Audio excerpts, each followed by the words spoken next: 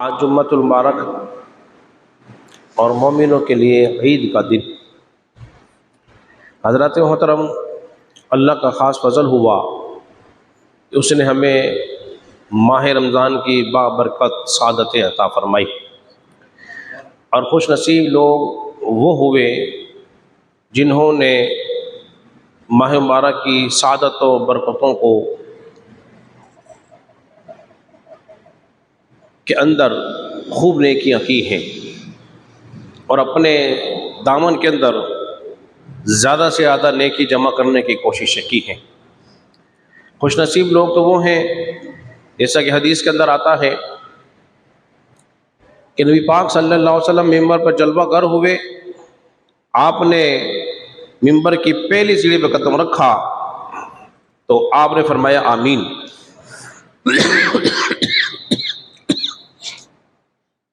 फिर आपने फरमाया आमीन, फिर आपने फरमाया आमीन। साहबा ने पूछा रसूलुल्लाह सल्लल्लाहु अलैहि वसल्लम, हमें कोई दुआ करने वाला नज़र नहीं आता, लेकिन आप आमीन आमीन कह रहे हैं, इसकी हिकमत क्या है, इसकी वजह क्या है? मेरे करीम आका ने शाह फरमाए, अभी अभी जिब्रील आए थे, कहने लगे खाक आलूदा हो जाए उस शख्स की नाक जिसने मुझ पर दुरूद पढ़ा हो और मेरा नाम न लिया जाए, यानी कि इसके सामने मेरा नाम लिया जाए और मुझ पे वो दुरूद न पढ़े। तो मैंने कहा आमीन। फरमाया जिसने अपने वालिदैन को बुढ़ापे में पाया, उनकी खिदमत ना करके वो जन्नत में दाखिल ना हो सका, तो मैंने फरमाया आमीन। इसी तरह जिसे रमज़ान मुबारक का प्यारा महीना पाया और उस माह मुबारक के अंदर वो अपनी बख्शिश न करा सका, तो मैंने कहा आमीन। यानी कि ये वो बदबख्त हैं जिन फरिश्ते दुआ कर रहे हैं, रसूलुल्लाह सल्लल्लाहु अलैहि वसल्लम आमीन कह रहे हैं। तो ये माह मुबारक जो था, ये हमें नवाजने के लिए आया था, हमें अता करने के लिए आया था। इसमें कुरान की तिलावत, फिर नमाज ब जमात का एहतमाम, फिर तरावी भी जमात के साथ पढ़ना, फिर वितर भी जमात के साथ पढ़ना, फिर माह आखिरी अशरे में एतिकाफ, और फिर जब इंसान इतमाम काम कर लेता है तो फिर अल्लाह तबारक व तआला इंसान को और मोमिनों को नेमत अता फरमाता है। वो नेमत क्या थी? वो नेमत है ईद की नेमत। ईद की नेमत मिलती है। और फारूक आदम फरमाते हैं ईद और वईद, ईद और वईद। फरमाते हैं ईद तो उसके लिए है जिसके रोजे नेक इबादत अल्लाह की बारगाह में कबूल हो गए, उसके लिए तो ईद ही है। और जिसके रोजे रद्द कर दिए गए तो फिर उसके लिए वईद है, ईद नहीं है। अल्लाह का फजल ना होता तो हम बोलिए माह रमजान के रोजे नहीं रख पाते। तो रोजा रखने की कुव्वत जो मिली ये अल्लाह के फजल से मिली, और गुनाहों से बचने की जो कुव्वत मिली वो भी अल्लाह ही से मिली, अल्लाह के फजल से मिली।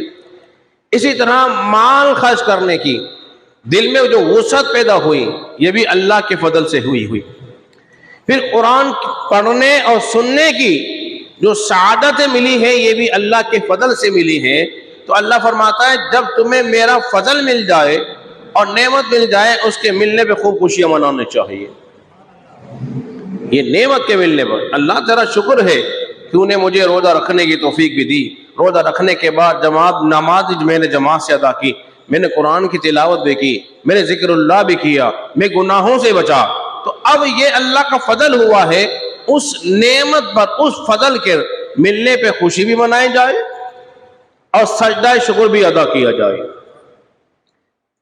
देखो ऐसा नहीं हो सकता। ईद का मतलब यह नहीं है कि इंसान याद इलाही से गाफिल हो जाए। ईद मनाने का मतलब यह नहीं है। और ईद तो पहले भी आती रही, नवरूज के जमाने में भी ईद हुआ करती थी, मेले लगा करते थे, मगर वो उन दिनों में रब को भूल जाते थे। और मुसलमानों की कैफियत ये है कि वो लम्हे भर में अपने रब को नहीं भूलते, वो हमेशा रब को याद रखते हैं। खुशी हो चाहे बोलिए गमी हो, और फिर रब को याद रखते हैं, इसलिए कि उनके पेश नजर रब की रिजा होती है। फारूक आजम रज़ी अल्लाह अन्हु को देख लीजिए ना, उन्होंने अपने बेटे को देखे कि पुराने कपड़े पहने हुए हैं, और पुराने कपड़ों में जब अपने बच्चों को देखा दिल भर आया, आप दीदा हो गए। कहने लगे बेटा, अगर तुम्हारे दोस्त अगर तुम्हें इन पुराने कपड़ों में देखोगे, तुम अपने दोस्तों को नए कपड़ों में देखोगे, उनका लिबास पहन रखा होगा, और तुम अपने कपड़े को देखोगे कि तुमने पुराने कपड़े पहने हुए हैं, तो तुम्हारा दिल टूट जाएगा। फारूक आजम के साहबजादे ने जवाब दिया, अब्बा जान, दिल उसका टूटता है जिसके नजर रब की रिजा नहीं होती है, जिसका टूटता है। और मैं हमेशा आपकी फरमाबरदारी करता रहता हूं, रब की रिजा चाहता हूं। अब ये गर्जो गाया नहीं है कि नए कपड़े होने चाहिए कि पुराने हो, बस रब की निगाह, रब की नजर रहमत होनी चाहिए, रब की रिजा होनी चाहिए। इस बात को समझ लीजिए। और गौसे पाक को जानते क्या फरमाते हैं? फरमाते हैं ईद, फरमाते हैं ईद तो उसकी, मेरी ईद तो तब होगी जिस दिन मैं ईमान के साथ दुनिया से रुखसत हो जाऊंगा। अल्लाह अकबर, बहुत बड़ी बात आपने फरमा दी। ईद तो वो दिन होगी जब ईमान के साथ रुखसत हो जाऊं, खात्मा बिल खैर हो जाए, वलियों के सरदार होकर, मादरजात वली होने के बावजूद, जिनकी निगाह लोहे महफूज से लगी रहती है, मगर खौफ खुदा से कैसे डर रहे हैं। फरमाते हैं कि मेरी ईद तो तब होगी जब मैं ईमान का, जब मेरा खात्मा ईमान पर हो जाएगा। काश ये फिक्र, काश ये सोच, काश ये नजरिया हमारा हो जाए, तो फिर जिंदगी में रंग आ जाएगा, जिंदगी में रंग आ जाएगा, और रंग उस रब का चढ़ जाएगा। हजरात मोहतरम, असल में ईद जो है, जिसे हमने समझा है,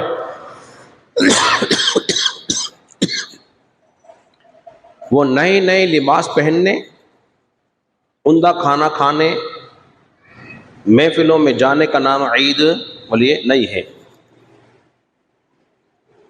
शैतान जो होता ना, शैतान वो परेशान होता है, रो रहा होता है, चीख रहा होता है। इसलिए कि हदीस में आता है कि जब रमजान का महीना आता है, शयातीन को कैद कर दिया जाता है, जकड़ दिया जाता है, रहमत के दरवाजे खोल दिए जाते हैं, जहन्नुम के दरवाजे बंद कर दिए जाते हैं, जन्नत के दरवाजे खोल दिए जाते हैं। अब जैसे ही ईद का दिन आता है, शैतान बोलिए आजाद हो जाता है, वो अपने चेलों को जमा करता है, जब रोकता है, चीखता है, चिल्लाता है, उसके चेले पूछते हैं क्या बात है गुरुजी, क्यों चीख रहे हो, क्यों शोर शराबा कर रहे हो? वो कहता है आज की रात जो ये उम्मत मुस्तफा चल के रब के हुजूर आ रही है, ईदगाहों की तरफ आ रही है, नमाजें पढ़ने आ रही है, ये हाथ उठा के दुआ करेंगे, खालिक के कायनात इनकी मग़फ़िरत फरमा देगा। तो तुमने एक काम करना है। तो कहते हैं गुरुजी बताइए क्या काम करना है? फरमाए इनको लज्जात में, इनको शहवात में, इनको गुनाहों में मशगूल कर देना है, उनको गुनाहों में लगा देना है। तो हजरात मोहतरम, अगर हम जिस तरह हमने नमाज रमजान में अदा की पाबंदी के साथ, अब वो हमें वो 2 से 3 दिन वो बहारें नजर बोलिए नजर नहीं आ रही, वो बहारें, वो सारी बहारें रौनकें जो इबादत की थी, ऐसा लगता है कि रमजान रुखसत होते ही वो भी रुखसत हो गई है। अब सारा माहौल फीका फीका हो गया है। इफ्तार के वक्त देखिए तरह तरह की नेमतें हमारे सामने, फिर दुआओं का वो मंजर,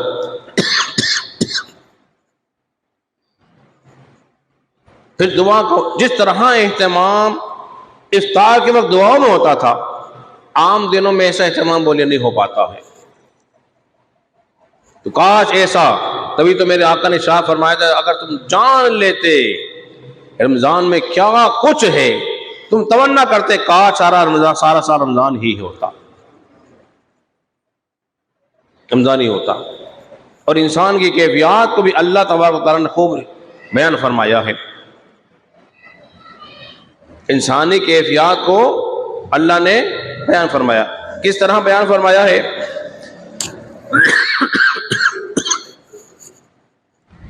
देखिए, अल्लाह तबारक व तआला अपने बंदे को नेमत देकर भी आजमाता है और किसी नेमत को छीनने के बाद भी बोलिए आजमाता है। नेमत मिले तब भी उसका शुक्र, न मिले अब उस पर सब्र, न जाने क्या हमारे लिए बेहतरी है। अल्लाह ने शाह फरमाया, व इदा मस्सल इंसान दुर्र दआना लिजंबिही औ काइदन औ काइमा। और जब इंसान को कोई तकलीफ पहुंचती है, वो हमें पुकारता है, हमें याद करता है, लेटे लेटे, खड़े होकर, बैठे हुए। कैसे पुकार रहा है? अब कोई तकलीफ पहुंच गई, किसी मुसीबत में आ गया, अब चाहे वो बीमारी की शक्ल में हो, बीमार हो जाए, तस्बीह हाथ में होती है या ना भी हो, तो हर लम्हा अल्लाह को पुकार रहा था, ए मेरे मौला रहम फरमा, ए मेरे मौला रहम फरमा, ए मेरे मौला रहम फरमा, मेरे हाल पर रहम करो। पुकार रहा है रब को। और अगर किसी और तकलीफ मुब्तला है कि चल सकता है, उसकी सारी तवज्जो रब की तरफ होती है। खड़े खड़े, बैठे हुए रब को याद करता है, पुकारता है, ए अल्लाह मेरी तकलीफ को दूर फरमा दे। जैसे कि हदीस में आता है कि तुम ये कलिमात कहो, बड़े मुबारक कलिमात हैं। क्या है?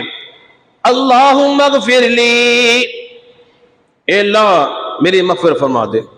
वरहमनी, ए अल्लाह मेरे हाल पर रहम फरमा।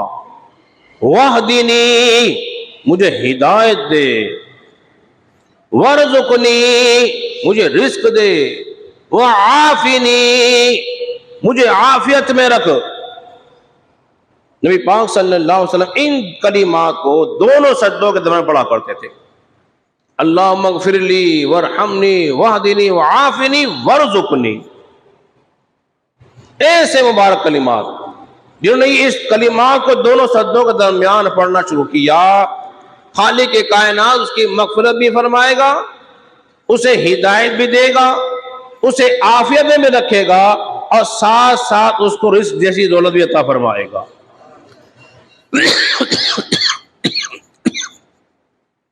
अब मुश्किल आ गई है, मुश्किल आ गई है तो रब को पुकार रहा है। व इज़ा मस्सल इंसान दुर्र दआना लिजंबिही औ काइदन औ काइमा। और जब इंसान को तकलीफ पहुंचती है तो हमें याद करता है, हमें पुकारता है, लेटे हुए, खड़े हुए और बैठकर। और फिर क्या होता है सुनिए आगे। फलम्मा कशफना अन दुर्रहु मर्रा कअल्लम यदऊना इला दुर्रिन मस्सहु। और जब हम उससे वो तकलीफ को दूर कर देते हैं, जब हम उसे उस तकलीफ को दूर कर देते हैं, फिर दूर कर देते हैं तो चल देता है गोया कभी किसी तकलीफ उसको कोई पहुंची ही न थी। क्या बात बयान हो रही है कि जब तकलीफ में था हमें याद कर रहा है और हमने उसकी पुकार पर लब्बैक कहते हुए खालिक के कायनात जब उनकी उस तकलीफ को दूर फरमा देता है, फिर चल देता है। ऐसा हो जाता है जैसे उसे कोई तकलीफ पहुंची नहीं थी, जैसे उसने कभी हमें पुकारा ही नहीं था। और आसान कर लीजिए, बहुत आसान करके बता रहा हूं। इंसान को तकलीफ पहुंची, पुकार रहे मेरे रब मेरी तकलीफ दूर फरमा दे। और जब तकलीफ दूर हो गई, रब को बोल बैठा, रब को भुला दिया। अब नहीं पुकारता, अब तस्बीहात नहीं पढ़ रहा, अब नमाजें नहीं पढ़ रहा, अब मस्जिद चलते हुए नहीं आ रहा, इसलिए कि तकलीफ दूर हो गई, राहत आ गई। होना क्या चाहिए था? जिस तरह पुकार रहे थे तकलीफ के अंदर, ऐसे ही रब को याद करता राहत के अंदर भी। इसलिए राहत देने वाला भी अल्लाह है और तकलीफों से निजात देने वाला भी बोलिए अल्लाह है। और कुरान मजीद फुरकान हमीद में एक मकाम पे अल्लाह ने और इरशाद फरमाया है, जानते हो क्या है? इन्नल इंसान लिरब्बिही लकनूद, बेशक इंसान जो है अपने रब का बड़ा ही नाशुक्रा है, बड़ा नाशुक्रा है। और नाशुक्री करने से बोलिए नेमतें नहीं मिलती हैं, शुक्र अदा करने से इंसान को नेमतें मिलती हैं। हदीस में आता है, मेरे करीम आका ने शाह फरमा, जब इंसान को तकलीफ पहुंचती है ना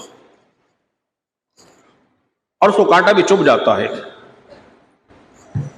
तो जानते फिर क्या होता है? उस कांटे के चुभने पर भी खालिक के कायनात उसको एक अजर अता फरमाता है। एक अजर, कांटा भी चुभा, एक अजर, एक गुनाह भी माफ हो गया, अल्लाह का दर्जा ही बुलंद फरमाता है। तो बताइए, जिस तकलीफ में इंसान के गुनाह झड़ जाते हों, गुनाह मिट जाते हों, तो वो मुसीबत अच्छी है कि बुरी है? अच्छी है ना। अच्छी तब होगी जब उसमें सब्र कर लेंगे, रब की रिजा पर राजी रहेंगे, तब तो बोलिए मजा आ जाएगा। और जब अल्लाह आजमाता है उसमें इंसान बेसब्री करे तो फिर उसका नुकसान बोलिए अच्छा नहीं होता। हदीस में आता है, ये बुखारी शरीफ मेरे हाथ में है, बनी इसराइल के 3 शख्सों का तज़किरा रसूलुल्लाह सल्लल्लाहु अलैहि वसल्लम ने इसके अंदर बयान फरमाया है। कहते हैं बनी इसराइल में 3 शख्स थे, 3 शख्स। उनमें से एक कौड़ी था, बर्स के दाग वाला,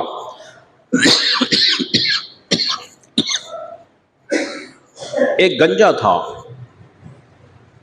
और एक अंधा था। अब उनकी आजमाइश हुई। जब आजमाइश हुई ना, तो अल्लाह ने एक फरिश्ता भेज दिया, एक फरिश्ता भेजा, जाओ जरा इसका इम्तिहान लो। तो सबसे पहले कौड़ी के पास आया, पूछा उसे आने के बाद, बोले बताओ तुम्हारी क्या चाहत है, तुम क्या चाहते हो? उसने कहा मुझसे पूछो मेरी क्या चाहत है। मेरी चाहत तो यह है कि मेरा खूबसूरत रंग हो, खूबसूरत बेहतरीन जिल्द हो, और लोग मुझसे नफरत न करें, क्योंकि वो जो कौड़ का मर्द होता है तो उसकी जिल्द खूबसूरत बोलिए नहीं होती, और लोग उससे मुतनफर होते हैं, कहीं ये मर्द हमें ना लग जाए। उन्होंने कहा मैं चाहता हूं कि लोग मुझसे मुतनफर ना हो, मेरी इज्जत करें, खूबसूरत मेरी जिल्द हो, मैं बेहतरीन लगूं। फरिश्ते ने कहा अच्छा ठीक है, यही चाहते हो? उसने कहा हाँ यही चाहता हूं। फरिश्ते ने उसके चेहरे पर यूं हाथ फेरा, अरे बोले जोर से सुभान अल्लाह। फरिश्ते ने उसके चेहरे पर हाथ फेर दिया, हाथ फेरा, जो कौड़ का मर्ज था दूर हो गया, जो धब्बे थे उस पर बदनुमा सिया रंग के दूर हो गए। अब उसकी जिल्द चमकदार, सुर्ख और सफेद, इंतहाई खूबसूरत हो गई। जब खूबसूरत हो गई, फरिश्ते ने उससे कहा बताओ तो तुम्हें कौन सा माल पसंद है? कहने लगा मुझे माल है ना, मुझे माल में मुझे ऊंट बहुत पसंद है। उस फरिश्ते ने उसको एक ऊंटनी दी जो हामिला थी, और फरिश्ता तो चला गया। अल्लाह ने उस हामिला ऊंटनी से उस हामिला ऊंटनी के अंदर इतनी बरकत दी कि पूरी वादी जो थी वो भर गई। जहां निगाह दौड़ाए नजर आए तो ऊंटनी ऊंटनी, ऊंट ही ऊंट, सबका मालिक हो गया। फिर वो फरिश्ता गया किसी और की तरफ, उस गंजे के पास गया जिसके सर पे बाल नहीं थे। उससे पूछा, बताओ तुम्हारी चाहत क्या है? वो गंजा कहने लगा कि मेरी चाहत यह है कि मेरे सर पर खूबसूरत बाल हो और मेरा गंजापन दूर हो जाए, लोग मेरी इज्जत करें, मुझसे नफरत ना करें, मुझसे दूर ना भागें। फरिश्ते ने कहा, अच्छा ठीक है, उसके सर पे भी हाथ फेर कर, उसके सर पे भी हाथ फेर कर खूबसूरत बाल अता फरमा दिए। अब देखिए बाल देने वाला कौन है? बोलिए, बहुत जोरों से कह दीजिए। ये काम कौन कर रहा है? फरिश्ता कर रहा है। कौन कर रहा है? फरिश्ता कर रहा है। खुद ब खुद नहीं कर रहा, अल्लाह के इज़्न से कर रहा है। हम भी यही कहते हैं, अंबिया का शिफा दे दे, खुद ब खुद नहीं देते हैं, अल्लाह के इज़्न से दिया करते हैं। जब उसके सर पे बाल आ गए खूबसूरत, उसके वकार में इजाफा होने लगा, उससे पूछा, भाई बता तुझे कौन सा माल पसंद है? उसने कहा कि मुझे तो जो है ना वो गाय बेहद पसंद है। उस फरिश्ते ने उसको एक हामिला गाय दी। अल्लाह ने उस हामिला गाय में इतनी बरकत रखी कि सारी वादी जो थी गायों से भर गई। फिर वो फरिश्ता गया उस अंधे के पास, पूछा, तुम्हारी क्या चाहत है? उसने कहा, मेरी चाहत यह है कि काश मेरी आंखें होती और मैं लोगों को देखता और अल्लाह की ये बनाई हुई कायनात, इसकी खूबसूरती को देखता, मेरे चलने फिरने में आसानियां होती, मैं उसके हसीन मनाजिर देखता। तो फरिश्ते ने उसकी आंखों पे हाथ फेर कर उसको बीना कर दिया। अरे जोर से कह दीजिए ना, आंखों वाला कर दिया। ईसा अलैहिस्सलाम भी आंख पर हाथ फेरते थे। बोलिए, औड़ी के मरीज पर हाथ फेरते थे, अल्लाह उसको शिफा अता फरमाया करता था। ये रसूलुल्लाह बयान कर रहे हैं बनी इसराइल के 3 शख्सों का हाल। इमाम बुखारी इसको लेकर आए। उससे पूछा, भाई बता तुझे क्या पसंद है? वो कहने लगा कि मुझे तो बकरियां ज्यादा पसंद है, मुझे बकरी ज्यादा पसंद है। उसको उस फरिश्ते ने एक हामिला बकरी दी। अल्लाह ने इतनी बरकत दी कि वो वादी ही भर गई। वह गुजर गया। अब साल पे साल गुजर रहे हैं। चंद सालों के बाद वही फरिश्ता दोबारा आया, एक गरीब आदमी की शक्ल इख्तियार करके, पुराने कपड़े पहनकर, और फरिश्ता आगे कहने लगा कि देखो मैं हूं मुसाफिर,